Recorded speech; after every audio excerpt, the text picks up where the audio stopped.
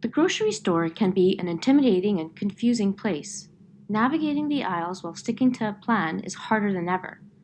Food labels are required by law virtually everywhere in the world.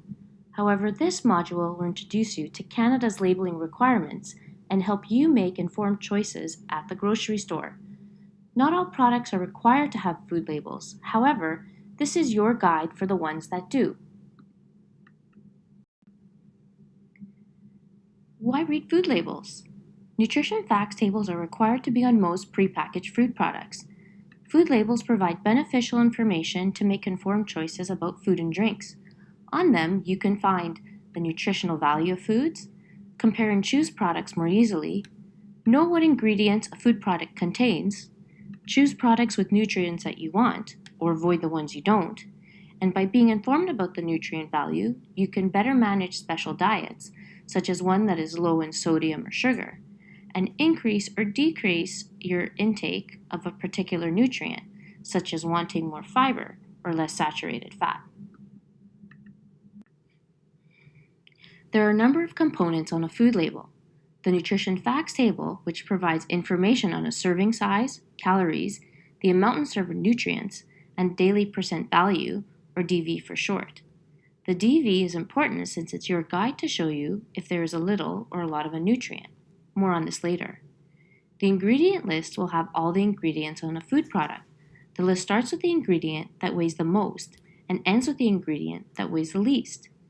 Nutrient claims are the favorite of food industry companies. All foods with claims must meet certain criteria, which will be covered in Lesson 2. Food allergy labels provide information to help you avoid specific food allergies or sensitivities. You may have noticed that the food labels have become much better at making these obvious. And date labeling tells you how long your unopened package will last. Some labels also have recommendations on how quickly you should consume them after opening. Additionally, products will let you know if it should be refrigerated. Now that you know the parts of a label, I'm going to show you how to use it. Step 1. Look at the serving size. The label will have a recommended serving size.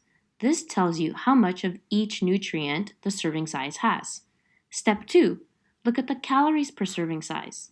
This is how much energy each serving size provides. Step 3. Look at the percent daily value.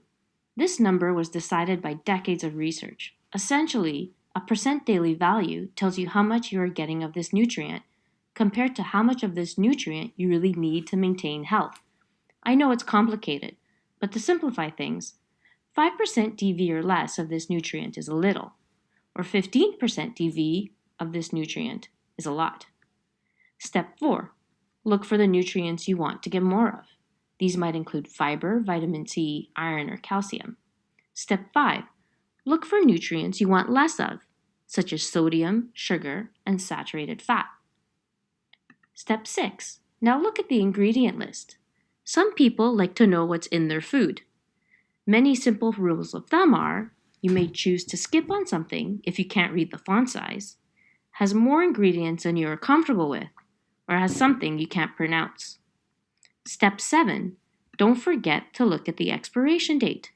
In date labeling, some products may be safe to consume after this date.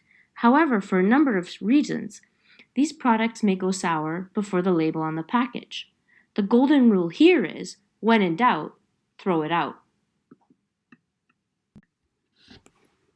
Let's look at an example and give it a go. I'll use a food product with a single ingredient, so we'll concentrate on steps 1 to 5. Step 1, look at the serving size. Here both packages show a serving size is 1 patty, but also 130 grams. Some products may have different serving sizes on the label. Step 2, look at the calories per serving size. You can see the beef burger has more calories at 340 versus the chicken burger, which has 200 calories. Step 3, look at the percent daily value on the right side.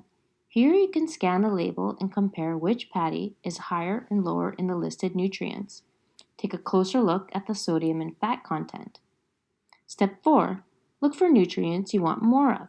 The beef burger has 30% of the recommended DV for iron, which is a lot of this nutrient. Step 5. Look for nutrients you want less of. The chicken burger has less fat and saturated fat. It may not be a little, but it's certainly less than the beef burger. Have you made your choice? The beef burger might be better if you want more iron. The chicken burger might be better if you want less fat. But considering the sodium content, I would probably look for a different chicken burger. The most important thing here is to note that you've made an informed choice that's best for you, not the perfect choice. By now you should have an understanding of the benefits of food labels, how to read and interpret the nutrients on the nutrition facts table, and be able to compare similar products. For our first activity, let's try to practice label reading by comparing two products that are similar. If you're home, grab two same dairy products out of your fridge. This can work for milk, yogurt, or cheese. I'm going to use yogurt as an example. Choosing a yogurt has become more complicated than ever. You may have a preference for thicker, flavored, plain, or even a source other than cow's milk. Greek yogurt is higher in protein but also thicker. Fruit and yogurt is higher in sugar but more flavorful. The percentage MF is milk fat, and it may be a personal preference what you enjoy. Now please take a moment to compare your two dairy products. Submit your answers to the questions below based on your products. You can also compare other similar products from home and see if you can figure out what is a little and what is a lot.